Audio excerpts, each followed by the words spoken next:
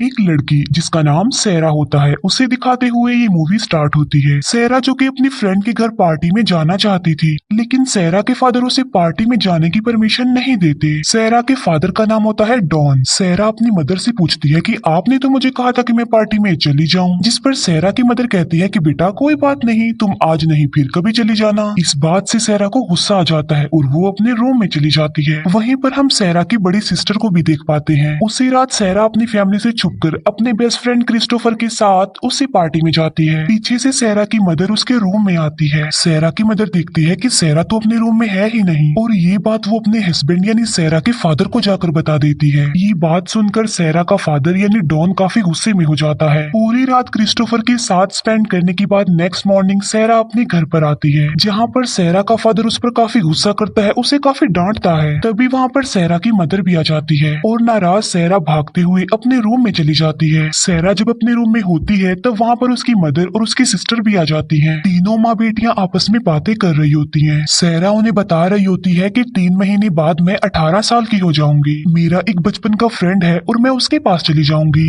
मैं उसके साथ भी रहूंगी और अपनी लाइफ को काफी इंजॉय करूंगी। ये सारी बातें सैरा का फादर बाहर खड़े होकर सुन लेता है। फिर सैरा का फादर डॉन बेसमेंट में मौजूद एक सीक्रेट रूम को ओपन करता है। इसके बाद वो वेट करता है 3 महीने बाद का, जब सैरा 18 साल की हो जाएगी। फिर हमें डायरेक्ट 3 मंथ बाद का सीन दिखाया जाता है, जहाँ पर हमें सैरा दिखाई जाती है जो कि कॉल पर क्रिस्टोफर से बातें कर रही होती है। सैरा की सिस्टर तो पहले ही घर पर नहीं होती और उसकी मदर भी मार्केट चली जाती है। पीछे से सैरा और उसके फादर घर पर अकेले ही होते हैं। डॉन सैरा को कहता है कि मैंने बेसमेंट में एक बॉक्स रखना है, तो तुम मेरी हेल्प कर दो ना प्लीज उस बॉक्स को रखने में। फिर दोनों उस बॉक्स को लेकर बेसमेंट में जाते हैं, जहाँ पर जाकर डॉन सीक्रेट रूम के डोर को ओपन करता है। ये देखकर सैरा शॉक्ड रह जाती है कि यहाँ पर सीक्रेट रूम भी है। डॉन फिर सैरा को उस रूम में लेकर जाता है। डॉन सैरा को बातों में उलझाने की कोशिश करता है और उसे उस रूम में लॉक करके वहाँ से चला जाता है। सैरा हेल्प के लिए काफी चिल्लाती है, लेकिन डॉन को उस पर तरस नहीं आता और वो उसकी कोई बात नहीं सुनता। तब सैरा अपनी हेयर पिन से लॉक को ओपन करने की कोशिश करती है, जिससे डोर तो ओपन नहीं होता, लेकिन लाइट्स ब्लिंक होने के बाद ऑफ हो जाती हैं, जिसकी वजह से वेंटिलेशन भी बंद हो जाती है। अब सैरा चेक करती है कि आखिर उस बॉक्स में क्या है, जो बॉक्स सैरा और उसके फादर यहाँ पर लाए थे। उस बॉक्स में सैरा का सारा जरूरी सामान होता है,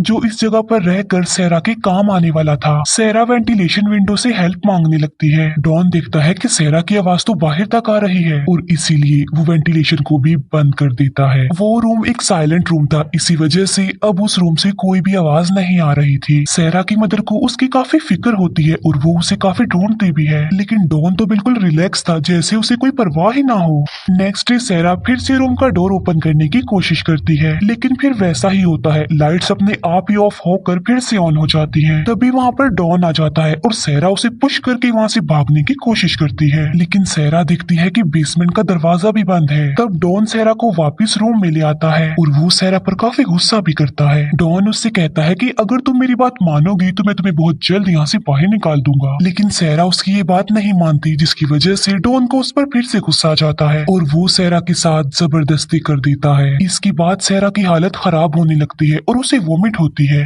फिर एक हफ्ते बाद पुलिस भी सैरा को ढूंढने के लिए इन्वेस्टिगेशन कर रही होती है। डॉन कहता है कि सैरा हमसे दूर कहीं बाहर चली गई है, क्योंकि वो हमसे अलग होकर लाइफ स्पेंड करना चाहती थी। सैरा की मदर कहती है कि वो सिर्फ ऐसा कहती थी, उसने ऐसा करने का कभी सोचा भी नहीं था। पुलिस ऑफिसर कहता है कि हमें सैरा के लिए वेट करना चाहिए, क्या पता वो कांटेक्ट कर ले। दूसरी तरफ सैरा अपने फादर यानी डॉन की इस हरकत पर काफी दुखी होती है और काफी अपसेट होती है। फिर एक दिन क्रिस्टोफर सैरा का पता करने के लिए उसके घर पर आता है,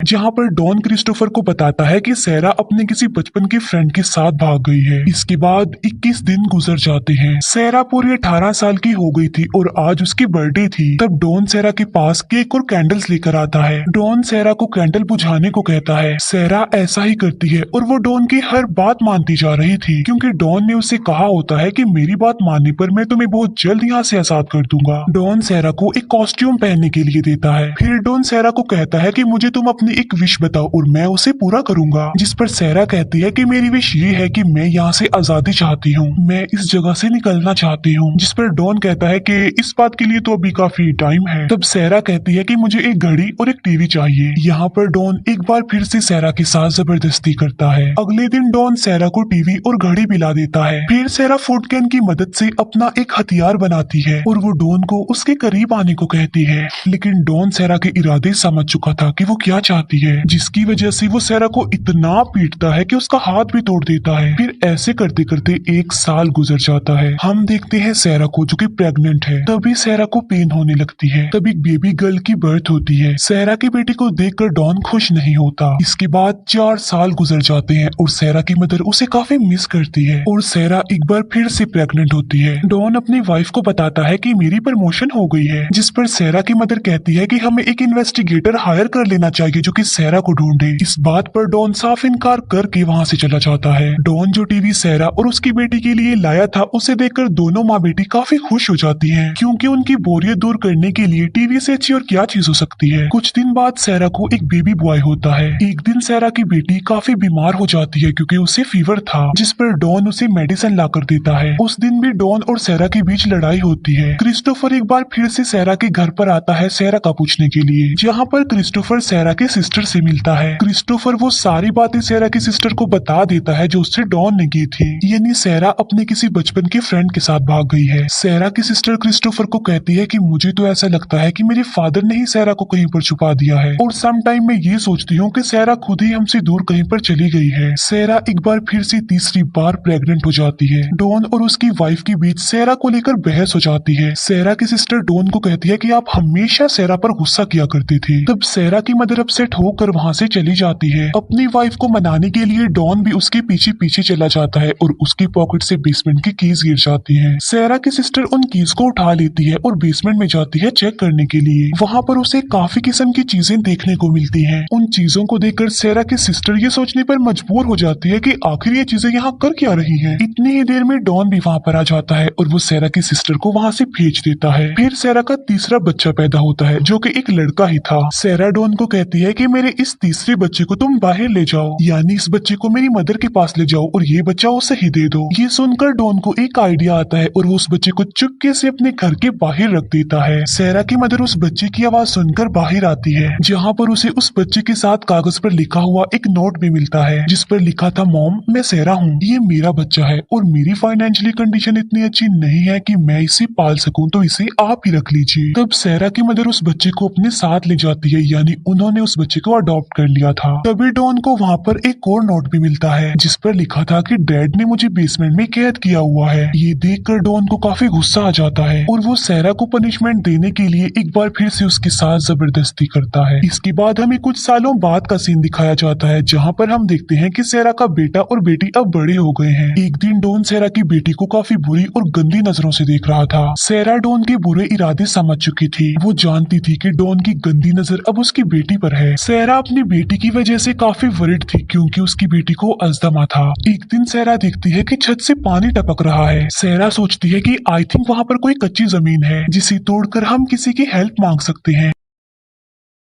सहरा उस जगह पर सुराख कर देती है। रात को वो उस सुराख से एक लाइट बाहर निकालती है। उस लाइट को एक आदमी देख लेता है, लेकिन बदकिस्मती से जाकर वो ये बात डॉन को बता देता है कि तुम्हारे बेसमेंट के एक सुराख से लाइट आ रही है। ये सुनकर डॉन को सहरा पर काफी गुस्सा आता है, इसीलिए वो जाकर सहरा को बहुत बुरा मारता है। वो सहरा को इतना बुरा मारता है कि सहरा का मिसकैरेज हो जाता है। सहरा का बच्चा मर जाता है और डॉन उसके मरे हुए बच्चे को जाकर दफनाता है। इस बात की वजह से सहरा के बच्चे काफी दुखी हो जाते हैं। सहरा डॉन से अपने उस बेटे के बारे में पूछती है जो उसने अपनी मदर को दे दिया था, जिस पर डॉन बताता है कि नेक्स्ट मंथ वो एक टूर्नामेंट खेलने वाला है। जिस पर सहरा का बेटा कहता है कि मैं भी बाहर जाना चाहता हूँ खेलने के लिए। वो बच्चा कहता है कि हम कब जाएंगे बाहर, हम कब खेलेंगे बाहर जाकर। जिस पर डॉन कहता है कि जब तुम्हारी मदर का बिहेवियर मेरे साथ अच्छा होगा तब मैं तुम्हें यहाँ से बाहर ले जाऊंगा, तब तुम भी बाहर जाकर खेल सकोगे। सहरा डॉन से सॉरी बोलती है कि उसके बच्चों ने बाहर जाने की बात की। उसके जाने के बाद दोनों बच्चे सहरा पर गुस्सा करते हैं कि हमने आखिर ऐसा क्या कह दिया था जो आपने सॉरी बोला उनसे, जिस पर सहरा कहती है कि मैं सिर्फ तुम्हारी हिफाजत करना चाहती हूँ। सहरा काफी दुखी होती है और वो क्रिस्टोफर को काफी मिस भी कर रही होती है, क्योंकि यहाँ आने से पहले वो क्रिस्टोफर से मिली थी और उसने क्रिस्टोफर के साथ काफी अच्छा टाइम स्पेंड किया था। दोनों बच्चे सहरा से बदतमीजी करने पर माफी मांगते हैं। सहरा अपने दोनों बच्चों को डॉन की सारी रियलिटी बता देती है, वो भी बिल्कुल सच सच। ये बातें सुनकर दोनों बच्चे काफी